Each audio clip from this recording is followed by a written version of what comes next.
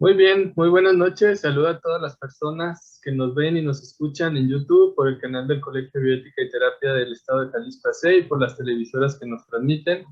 Mi nombre es Omar Becerra, bioeticista, y estaré en este espacio compartiendo con ustedes información relevante, oportuna y veraz con un enfoque bioético para que desde la comunidad de donde usted se encuentre podamos conversar sobre los temas de interés para toda nuestra audiencia. Saluda a mi compañera Mari Méndez. ¿Cómo estás, Mari? Hola Omar, ¿qué tal? Muy bien. Le agradecemos el espacio para este programa, agradecemos la oportunidad y esperamos que las personas que nos ven y nos escuchan a través de nuestro canal de YouTube y de nuestra página Facebook de Bioética, pues puedan participar activamente en el programa y nos dejen por ahí algún comentario. El tema que hoy nos ocupa y seguirá siendo un tema de gran interés para el ser humano, donde el derecho a la vida es uno de los puntos más importantes al respecto. El día de hoy vamos a hablar acerca del aborto.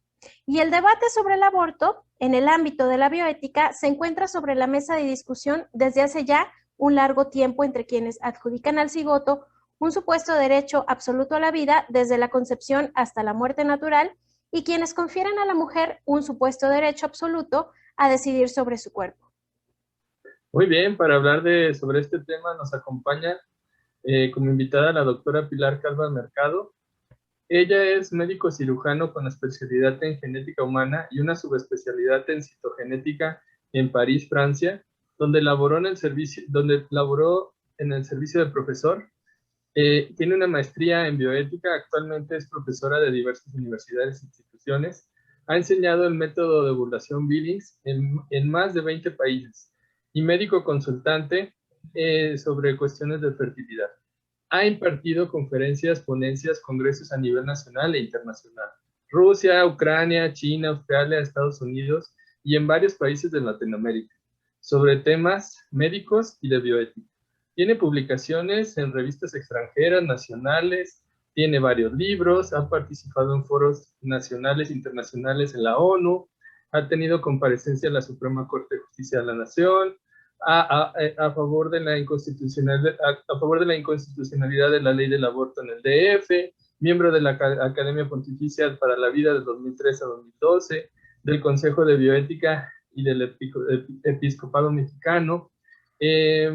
También forma parte de la Asociación Panamericana de Bioética, Academia Mexicana de Bioética y Observatorio Regional para la Mujer de América Latina. Muy bien, bienvenida, doctora.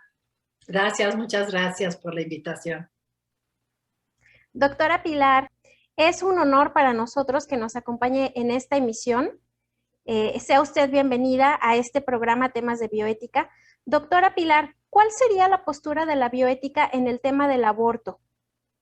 Bueno, yo creo que antes que hablar de bioética hay que hablar de la medicina. La bioética es una ciencia pluridisciplinar.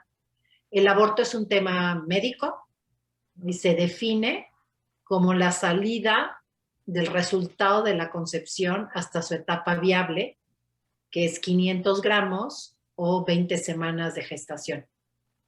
Entonces, la definición viene de la medicina, es un tema de médicos y siempre tiene que llevar un apellido. Tiene que llevar el apellido de espontáneo, natural, que quiere decir que la pérdida es sin que la mujer haga nada. Si sucede, es un acto involuntario, se llama un acto del hombre y por lo tanto para la ética universal, pues no se enjuicia éticamente. Eso no quiere decir que una mujer que pierde un hijito, que se le muere un hijito antes de nacer, pues no sienta dolor, ¿verdad? Y mucho de las secuelas y de lo que siente una mujer con la pérdida de un hijo, que por cierto es la peor pérdida, el peor duelo, es cuando se pierde un hijo, a la edad que sea. Pero hay otro que lleva el apellido de provocado, el aborto provocado, que me imagino que es al que nos vamos a estar refiriendo en este programa. El aborto provocado es cuando es un acto humano. Quiere decir, puede o no tener esa intención la mujer, pero es un acto voluntario en el sentido de que no sucede, se hace, se provoca. ¿Sí? Entonces, para la medicina, pues el aborto provocado es necesario estudiarlo, primero porque es un acto humano, segundo porque indudablemente el resultado de la unión de un gameto masculino y femenino para los tratados más actuales de la genómica, la epigenómica, la impronta, sin lugar a duda es un ser humano, es un ser de la especie humana, es un ser distinto al padre y a la madre porque comparte el 50% del material de herencia, por eso su papá o su mamá, pero el otro 50% del material de herencia es desconocido para esa mamá porque lo aportó el papá, el niñito, por lo tanto no es parte de su cuerpo, porque su cuerpo tiene en todo el cuerpo la misma genética. Entonces es un tema que concierne y preocupa primero a la medicina, porque un médico debe tratar por igual y con todo respeto a todos sus pacientes, independientemente de lo que es accidental, el estado de salud, el estado de enfermedad, su sexo, su color de piel, si es pobre o es rico, en qué hospital lo está atendiendo, y por supuesto no puede ser un condicionante de valor el que su cuerpo esté conformado por una sola célula o esté conformado por billones de células. ¿Y por qué entra al estudio de la ética? Porque la ética enjuicia actos humanos, es decir, actos que no suceden si no se hacen. El aborto provocado no es un acto del hombre que sucede, es un acto humano y por lo tanto es enjuiciable por la ética. Doctora Pilar, ¿cuál sería su opinión respecto a la impartición de educación sexual con una finalidad preventiva del aborto provocado?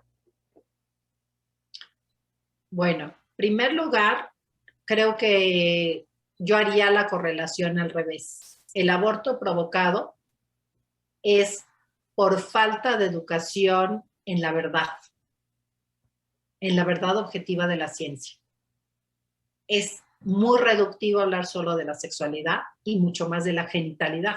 Quiero aclarar que hoy los programas de educación sexual son programas de educación genital. Cuando mucho, enseñan los aparatos reproductores, genitalidad, enseñan las enfermedades que pueden afectar al aparato reproductor, que se llaman enfermedades venéreas, ¿sí? Venéreas. Hoy les han llamado ninguneándolas una infeccióncita de transmisión sexual, pero es la misma clamidia, la misma gonorrea y 40 virales más. Y enseñan el resultado de aproximar los genitales, que es una relación nada más genital, porque las personas a veces no se conocen ni su nombre, no están preocupadas por el otro, se usan y no se aman. Entonces el resultado de esto es un nuevo Egipto. Y si acaso enseñan los métodos anticonceptivos que de manera poco eficaz, y más los que les enseñan a los jóvenes que tienen nada más un mecanismo de barrera, que sabemos cualquier médico lo sabe, que cualquier cosa a menos número de acciones, de métodos, de mecanismos de acción es menos eficaz. Un antibiótico que tiene 3 mecanismos de acción es más eficaz que un antibiótico que solo tiene un mecanismo de acción. Entonces, ¿qué les ofertan a los jóvenes en estos programas de educación genital llamada sexual? Pues les ofertan los métodos que no van a funcionar porque solo tienen mecanismo de barrera, que es eminentemente el condón, que por cierto, el condón está hecho de un material poroso, no es impermeable, y quien no me crea, pues que ponga uno bajo el microscopio o googlee de qué tamaño son los poros de los condones, y ahí lo van a encontrar, ¿no? Y mal enseñan, porque no enseñan información científica, sino enseñan información ideológica. Lo peor es enseñar estos temas con ideologías, y con una ideología muy perniciosa, que es la ideología de género. Al final de cuentas, yo soy científico. Conmigo no comulgan las ideologías. Se enseña solo información científica. Entonces, yo creo que hay que enseñar no solamente educación genital, mal llamada sexual, sino hay que enseñar, ¿no?, promover la sexualidad humana, que es la primera característica de la sexualidad humana. En los animales, el apareamiento y el coito es una respuesta a un instinto biológico, donde no se usa nada de la voluntad. Perrito huele ferormonas, hembra en celo, todos los montamos. Y además de una manera muy poco humana, porque la relación esponsal íntima es cara a cara. La única especie que es así. Cuando es en los animalitos, se montan por la espalda, no se ven las caras. Una cosa es lo que sucede en los animales Otra cosa es lo que sucede en nosotros. Por eso el coito anal, el coito oral, es un acto animalesco, infraanimal, porque ni siquiera puede llegar a ser su cometido determinado biológicamente. Este es el mundo de la ciencia. Los de las ideas dicen que se puede hacer por donde sea. No es cierto. Biológicamente, la única razón de ser del instinto sexual y de este acto sexual entre varón y mujer, hembra y macho, es la que haya la perseverancia de la especie, es decir, que no se extinga la especie. Entonces, habría que hablar mucho de la sexualidad realmente humana. Y en nosotros no es un acto solamente instintivo, porque su único fin no es que haya un instinto para que no nos extingamos. Hay justamente algo que cambia totalmente el contexto de la sexualidad humana. Es el acto de amor más grande entre los esposos. El acto que debe suceder después de haberse comprometido para toda la vida. En los animales es un acto aislado respondiendo a una feromona, con esta en esta ocasión, porque la que está es en celo, con esta otra que es. No tiene ninguna liga más que solamente en el mundo de las ideas, de la fantasía, de las ideologías, desde la de Walt Disney hasta la de género, ¿verdad? De que no tiene ningún... Sí, ahí piensan que los perritos saben que lo que tienen, las vidas que tienen X tiempo después son sus hijos. Los únicos que somos conscientes de que es un acto humano somos nosotros. Nosotros sabemos que de este acto, de esta fecha, están haciendo hoy un bebé que además sabemos que es nuestro hijo. Entonces, yo no estoy de acuerdo con que se eduque en la genitalidad, mal llamada hoy educación sexual. Hay que educar en el valorarse como personas. Es una educación mucho más amplia que, por cierto, se da en la familia y empieza desde antes de que nazcamos. Y es principal compromiso de los padres de familia. Y médicamente es muy bueno educar en la castidad, ¿sí? En la castidad, en la continencia, en el autodominio. Porque cuando no se puede afrontar la responsabilidad de un hijo antes de un matrimonio y sobre todo de edades tempranas, lo que hay que evitar no es el hijo. Hay que evitar que se usen en un acto que por lógica científica de los aparatos reproductores va a llevar al embarazo. ¿Sí? Están hechos bolas. ¿Qué vamos a hacer con los botones de adolescentes embarazadas? No, la pregunta es, ¿qué hacen las adolescentes teniendo relaciones sexuales de uso y de abuso porque no son de amor? Y pues claro, lo que va a haber son hijitos. Entonces, y además, el aborto es consecuencia de los anticonceptivos.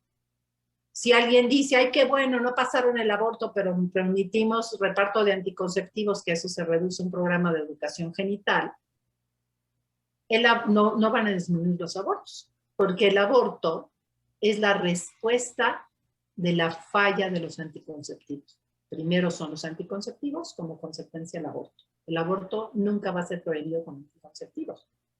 Porque así incluso lo dicen las leyes, ¿no? Por ejemplo, la NOM 046, que es la de la píldora del día después.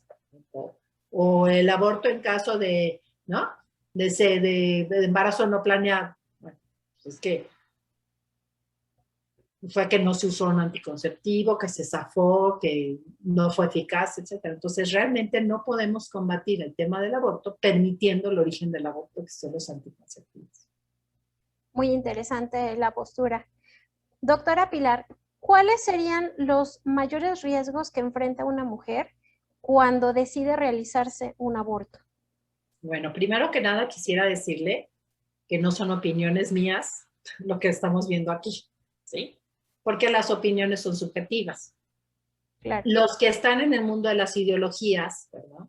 De las ideologías liberales, de las ideologías feministas, pues sí, ellos es su opinión y pues si muchos opinan ya es así.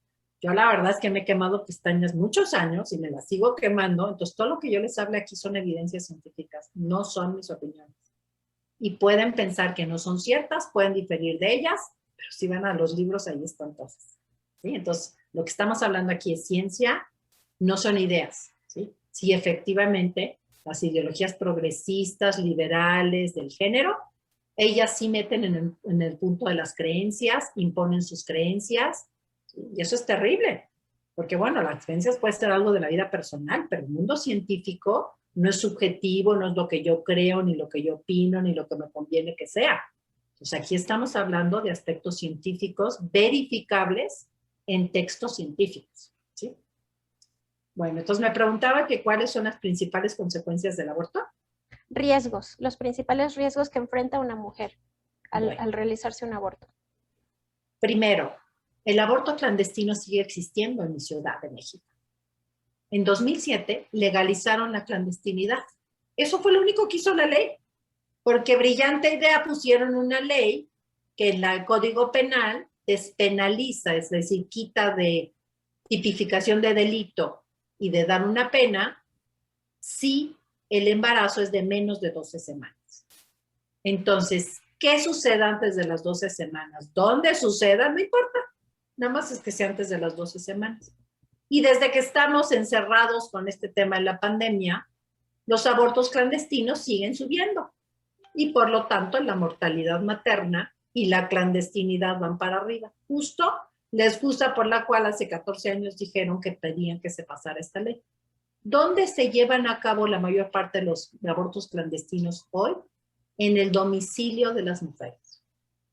No sé por qué razón, si estamos de pandemia, se supone que estamos encerrados, las chicas están embarazadas. No hay embarazo por Zoom.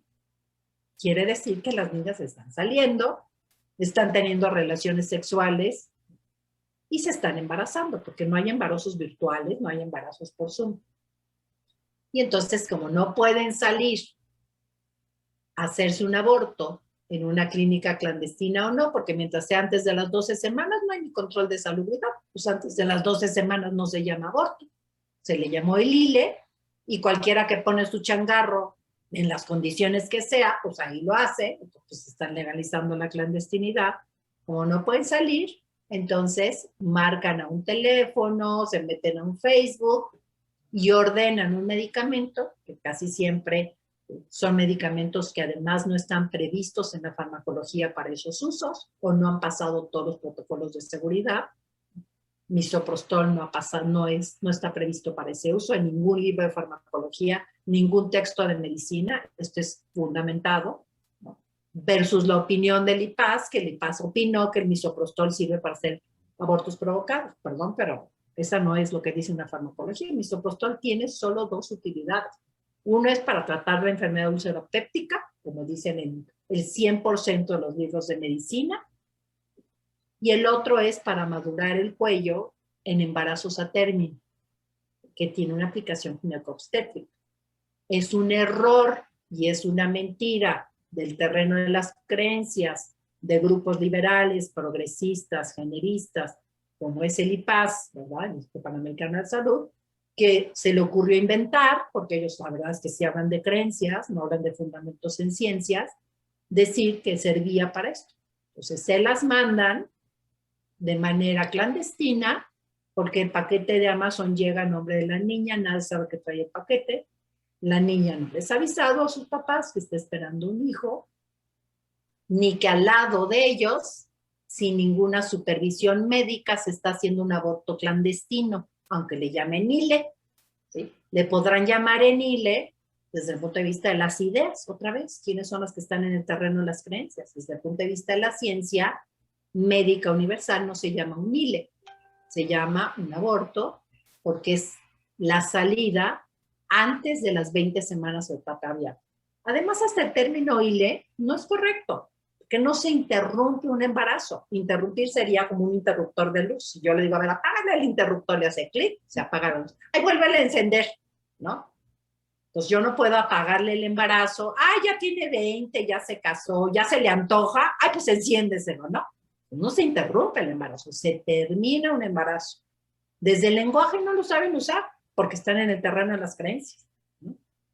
Entonces, se está sucediendo un aborto clandestino. Entonces, a mayor clandestinidad en un aborto, no hay quien le está supervisando la presión, no hay quien le está supervisando el sangrado, no hay quien le está supervisando los cólicos que le está generando este medicamento, las contracciones. como habitualmente, se supervisa un trabajo de parto, o si hay una amenaza de aborto o un aborto en evolución, casi siempre espontáneos son los que nos llevan a los hospitales, pues está supervisando a la mujer y la tenemos monitorizada de su presión arterial, de su temperatura, de cómo está haciendo su sangrado, de cuántas contracciones. Hay que tener supervisión de que no se quedan restos placentarios, cosa que aquí es frecuente, ¿no? Entonces, en condiciones de clandestinidad que hoy hay a domicilio, ¿no? Porque se les mandan medicamentos a domicilio, el otro es la mifepristona RU486, que por cierto ni siquiera pasó el protocolo de investigación y de seguridad, porque es un medicamento, ¿sí?, que puede provocar hemorragias masivas que ponen en peligro la vida de la mujer. Entonces me parece increíble que hayan estado en contra de la pérdida, de la muerte de la mujer, ¿verdad? La causa de mortalidad materna, la clandestinidad, y resulta que unas ideólogas en el terreno de las creencias vienen y nos imponen a los médicos, que sabemos y que estudiamos medicina y libros, que con la clandestinidad se va a acabar, ¿sí? Entonces, aquí ya le pongo varios riesgos. Tiene riesgo cuando sea con medicamentos, sea con un acto quirúrgico, porque cuando van a un hospital o cuando van a un changarro clandestino, porque me dice antes de las 12 semanas, cuando que pongan su letrero y su página de internet, pues no lleva ningún control, porque es antes de las 2 semanas, es bien clandestino. Ni sabemos si el que está ahí presente es doctor, si se recibió, si hay una enfermera titulada, si sabrán sacar de un paro, nada. Pero bueno, al final de cuentas, es un acto quirúrgico con los riesgos propios de una cirugía, ¿no? Y uno sabe el riesgo de una cirugía porque previamente se estudia. Uno hace pruebas de biometría, pruebas de coagulación, y muy importante, uno pone en una balanza el riesgo-beneficio. El embarazo no es una enfermedad, es un estado fisiológico de una mujer. Es más, implica salud.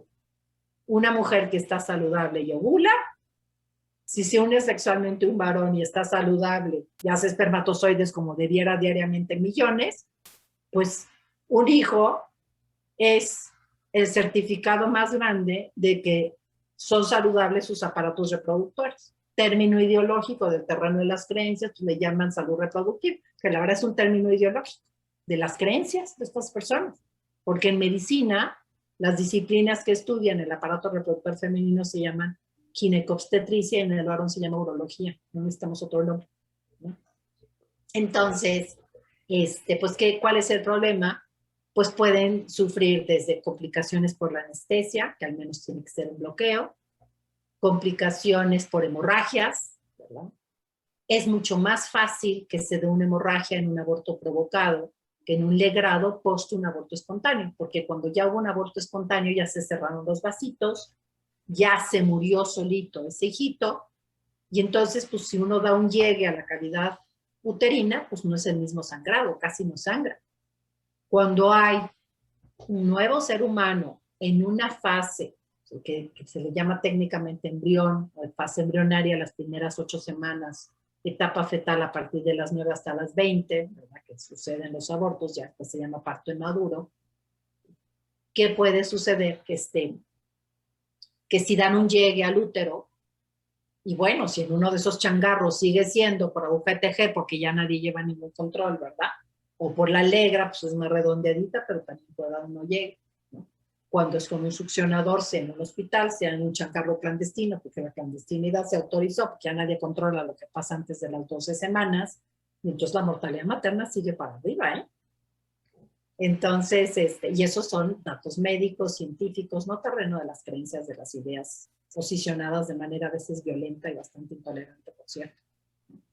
Entonces, pues ahí hay otro riesgo importante, no solamente para la vida, no, porque si hay una hemorragia, una mujer se puede desangrar en un aborto provocado, y más si es clandestino, en el cuarto de al lado de sus papás, se empieza a sangrar como bárbara, tener contracciones que no se controlan, se queda un resto placentario.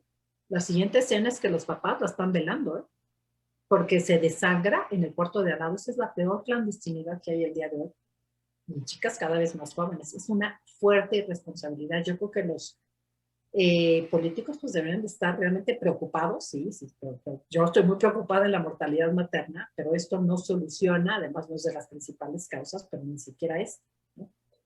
Y si no es mortal, pues es mortal para que esta mujer, que en su ser mujer está su feminidad, pudiera dar vida después. Porque para salvarle la vida a esta mujer que tiene perforado el útero, hay que extraer el útero, es decir, hay que hacer una histerectomía. Y es desgarrador escuchar los testimonios de jovencitas de 6 años que dicen, ojalá algún día puedan trasplantar úteros porque a mí me lo quitaron hace un año. Ya a esa edad no hay cáncer uterino ni cáncer cervicuterino. Quedó estéril de por vida por un aborto provocado en una casa clandestina, en el changarrito con el gancho a tejer, o en el hospital más elegante, porque es un acto quirúrgico que conlleva ese riesgo. Y no se justifica ese riesgo porque, pues, el que trunque mi plan de vida, el que no lo quiere, el que el otro no responda, no es una enfermedad, es un problema social que hay que resolver y hay que entrarle a resolver. Y los que realmente nos preocupamos por la mujer, pues nos preocupamos en ayudarle, ¿verdad? Nadie está diciendo que se tiene que quedar con el chiquito, ni que lo tiene que amar todos los días de su vida, ni verlo porque tiene la cara de quién sabe qué, que bueno, eso también es una invención. Como dietista les puedo decir que yo no puedo saber la cara de quién va a tener alguien, ¿no? Por toda la recombinación genética. Bueno, en el mundo de las creencias dicen que va a ser del violador, pues bueno, ellas creen eso, pero la realidad científica no es esa, ¿no? Entonces, pues se pueden quedar sin útero matriz y nunca más volverán a poder ser mamás, ¿verdad? Entonces, esa es otra. Después, si quedan restos placentarios, y más si es de forma clandestina, eso puede causar una infección, generalizarse la infección, una septicemia, y ahora que estamos tan asustados con los coágulos que se sueltan en el COVID, es eso en mayúscula. Cualquier septicemia, complicación de una infección que se da en estos, lanza coágulos por todos lados, y esto es otra causa de mortalidad de la mujer. Entonces, esos serían los principales riesgos a los que se está jugando. Y no se justifica el principio terapéutico, porque yo justifico hacer una cirugía, dar un medicamento que conlleva riesgos cuando voy a obtener un bien. ¿Qué bien médico hay aquí? Ninguno, porque el embarazo no es una enfermedad. Puede ser un problema social, puede ser un problema jurídico, puede ser un problema de los planes de mi vida, pero no es un problema médico. Entonces, no se justificaría someter a un riesgo a una mujer si no está enferma de nada. No se cumple un principio universal de la medicina que se llama principio terapéutico, donde el beneficio esperado debe ser mayor que el riesgo. Aquí hay 0 beneficio y sí hay riesgo. Pues sí, muy claro lo deja todos los argumentos que nos está dando, doctora. Una última pregunta. ¿Cómo o qué podríamos hacer como sociedad para que se respete la vida y la dignidad humana desde la concepción hasta la muerte natural? Lo principal es formar conciencias. Admiro, agradezco a los grupos de choque a nivel legislativo. Yo lo hice muchos años, pero ya en mi vejez me doy cuenta que cometí un error muchos años. Las leyes ya están precocinadas, ya están negociadas por otros temas. Es muy difícil influir ahí.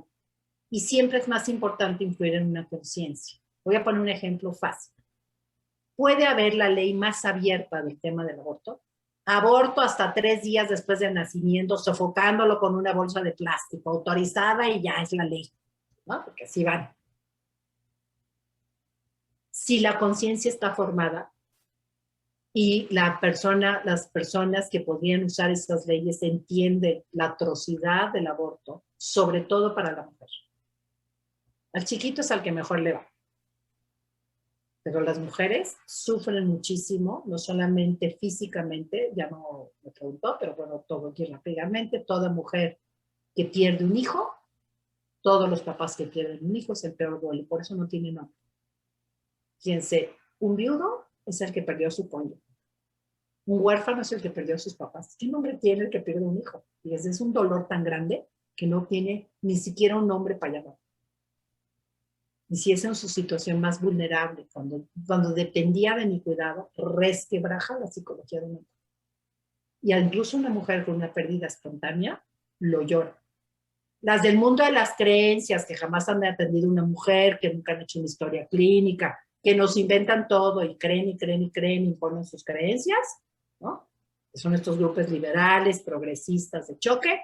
Pues claro, ellos dicen no pasa nada, pero cualquier médico que hemos hecho historias clínicas, Cuando uno pregunta cuántas veces se ha embarazado, te dice 4 y de repente le escurre una lágrima y te dice no 5.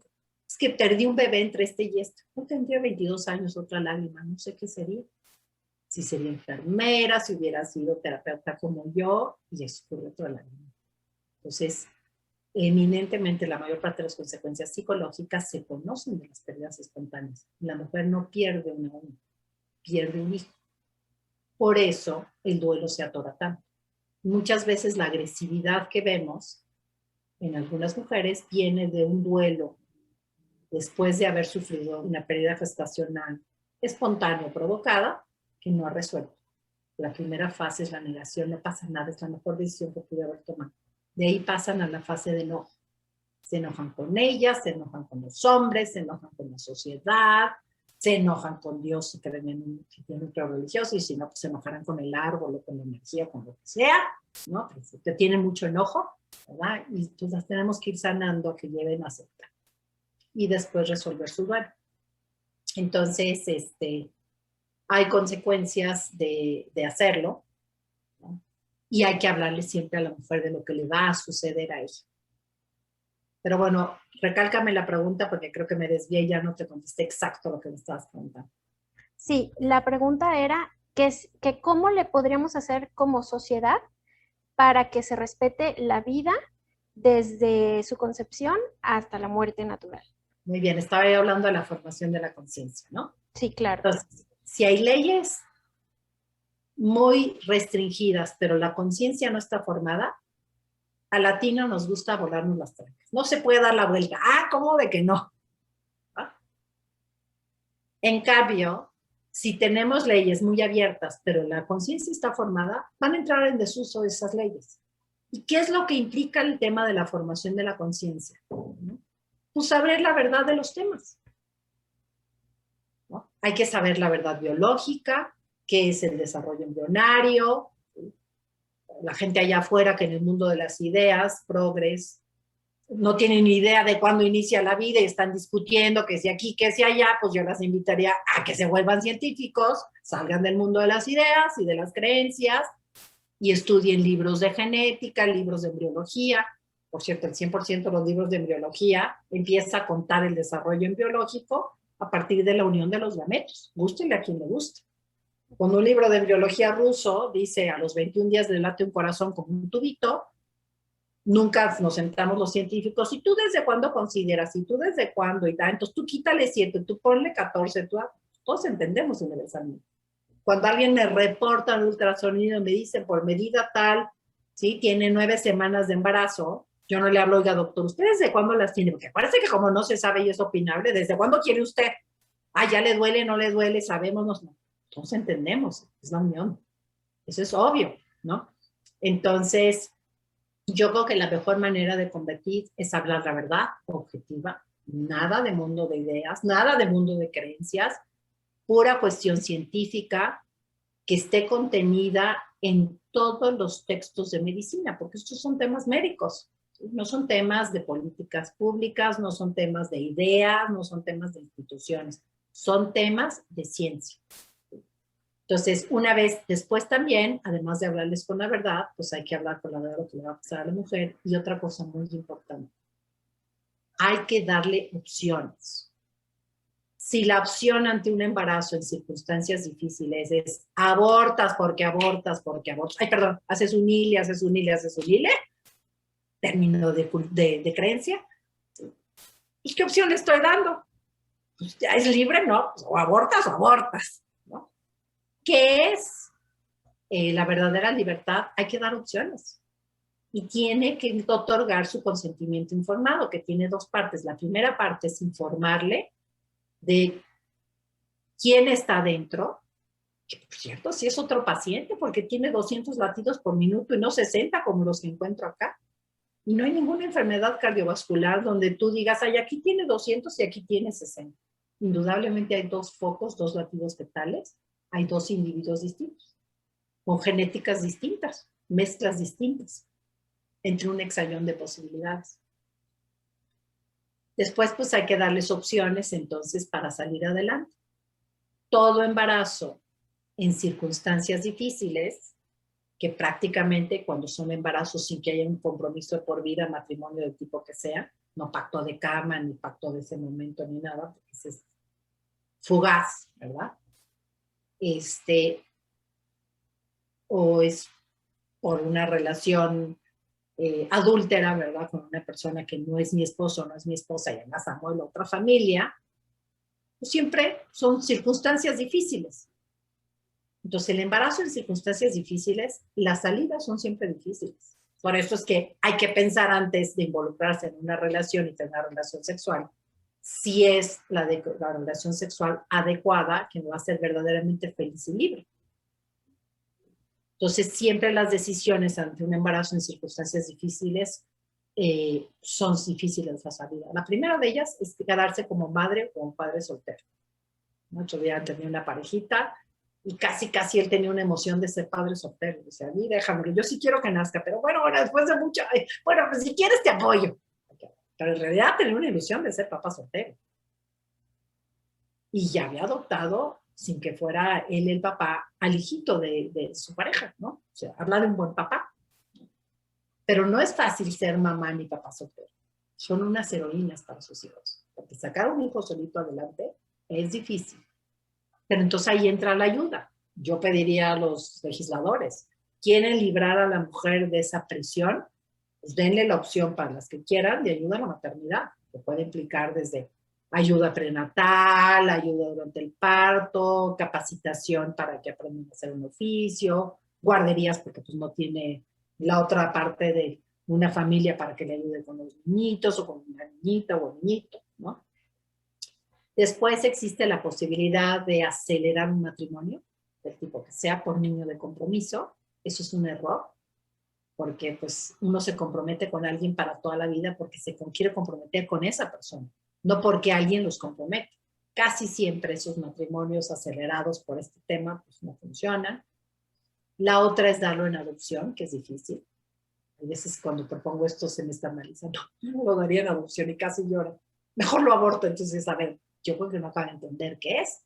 Porque cuando yo doy en una adopción a un niño, sí me duele. Me duele es pensar que hoy cumpliría 3 años y no está a mi lado, porque lo di en adopción por amor, que verdaderamente no podía quedarme con él, por A, B o Z, pero sé al menos que está soplando las velas de su pastel de Barney y que está muy feliz. Y por cierto, los trámites de adopción son muy rigurosos. Es del mundo de las ideas, de las creencias de estas gentes progres, decir, la adopción es lo peor que te puede pasar. Por eso son largas y se dan en interés superior del niño, porque sabes que el niño va a estar mejor ahí que en un lugar de custodia. Y si no hubiera esa situación de seguridad, pues se quedaría en un lugar custodiado. Pero tenemos mucho más papás deseando adoptar y ya muy bien estudiados que están muy bien, ¿verdad? Entonces es un mito pensar que la adopción no va a salir bien. Y lo pueden ver en tratados de legislación, en tratados de psiquiatría, ciencias. El mundo de las ideas dice que a decir, mi hijito hubiera cumplido hoy 3 años y no los cumple porque no permití que naciera. Lo maté. O dejé que lo matara. Y hay que hablar las cosas como son, ¿sí? Entonces, todas las salidas son difíciles. Entonces, ese es el sentido como uno va creando una conciencia crítica. Y unimos nuevamente. Si no queremos aborto, para haber 0 abortos, debe haber 0 anticonceptivos. Porque el aborto es resultado de una falla anticonceptiva o de una falla de una mentalidad anticonceptiva en la que, por ejemplo, los jóvenes se sienten invictos de que no va a pasar porque usan el condón o porque tienen la intención de usar el condón, porque a veces ni lo usan o ni lo saben usar bien y es un desastre. Hay que también educar el autonomía. Si bajamos el freno del alcohol, es la misma voluntad. Bajamos el freno de la sexualidad, de la entrega sexual. El 99% de las mujeres, que son cientos de miles, porque yo sí atiendo mujeres embarazadas, no estoy en el mundo de las ideas de las que creen que no pasa nada y que creen que, ¿no? Viven en el mundo de las creencias. Yo no he atendido a ninguna mujer embarazada en situación de crisis. ¿Sí? El 99% de ellas no se hubieran entregado en una relación sexual si no hubieran estado bajo el influjo del alcohol. Quisiera llamar aquí la atención especialmente a las jovencitas. Si bajan el freno del alcohol, se van a acabar desinhibiendo y las van a acabar utilizando. Muy, muy interesante. Y para concluir, doctora, este tema, qué nos diría? Bueno, voy a reiterar, ¿no? En primer lugar, sepan que todo acto tiene consecuencias. La verdadera libertad no es nada más hacer lo que quieras. Tienes la mitad de la definición. Si un hombre y una mujer se entregan sexualmente, les va a caer la realidad encima. Es cuestión de tiempo. Se van a tener un tumor chillón. Claro, no es para pasar a las 2 semanas. Pero bueno, después les digo entre las 6. Sí, justo llevamos 6 meses y medio teniendo relaciones. Ya ven, la estadística no falla. ¿Sí? Y a los que no les pasa, seguramente es porque traen un problema de infertilidad por ahí o de esterilidad, ¿no? Si los corregimos también les pasa. Entonces, decirle, especialmente a los jóvenes, que la realidad te acaba cayendo encima. Tú puedes prever la realidad de algo que te va a dañar y evitarlo. Alguien puede decir, no es cierto que si se me cae suelta una piedra, se me cae para abajo, porque ya votamos que no va a ser así. Negociación de verdades consensadas, opiniones, de los terrenos de creencias que no se sustentan en ciencia. Y no son creencias. ¿Sí? Pero cuando uno suelta la piedra, la realidad cae encima. Que puede ser un chisguetín de sangre, o si viene muy fuerte o es muy pesada, pues puede ser un todo. Entonces, jóvenes, la realidad te va a caer encima. Piensa y razona de lo que vas a hacer antes de hacerlo. Porque tampoco hay hubieras en ética, no hay hadas madrinas que echan el tiempo para atrás. Si yo no hubiera manejado borracho, no me hubiera llevado a 3 y no tendría una sentencia de 40 años. Pues no, pues ya no podemos hacer nada, no hay hubieras en ética, ¿no? Habrá que afrontar las consecuencias. Tomen buenas decisiones. Así es. Y bueno, el ser humano, dentro de sus derechos fundamentales, cuenta con el de la libertad, tanto de pensamiento como de acción. Esta última, normada por las leyes del territorio donde se encuentre. Asimismo, se enfrenta a los límites de esa libertad al encontrarse frente a otro individuo, quien cuenta con los mismos derechos. El punto álgido no es el de la libertad o el de los derechos, sino en la mismísima definición de individuo o de persona, la cual no siempre está bien definida en el caso del producto de la concepción no nato. Esto es el principal motivo de controversia en la aplicación de los principios bioéticos a las determinantes legales, puesto que al no tener bien establecido el concepto de individuo, los conceptos de derechos se ven en un nebuloso territorio de discusión infructuosa, como lo menciona la doctora, en el mundo de las ideas, ¿verdad? Aún más ante una determinación de legalidad en la interrupción o en el término de un embarazo. Muy bien, le agradecemos a la doctora Pilar Carva Marcano de la oportunidad de acompañarnos y compartir su amplia experiencia con nuestra audiencia. Los esperamos en nuestra siguiente emisión. Estén muy pendientes del siguiente tema. ¿Cuál será el siguiente tema, Mari? Así es, Omar. Hablaremos sobre los tipos de bioética y nos acompañará el doctor Lucio Becerra Martín, bioeticista. Les recordamos a todos que nos pueden contactar por medio de nuestra página de Facebook, Temas de Bioética. Agradezco a la doctora Pilar, a Omar, por habernos acompañado el día de hoy. Ha sido un placer estar en este espacio con ustedes. Los veo más adelante por nuestro canal de YouTube del Colegio de Bioética y Terapia de Jalisco. Que pasen buenas noches.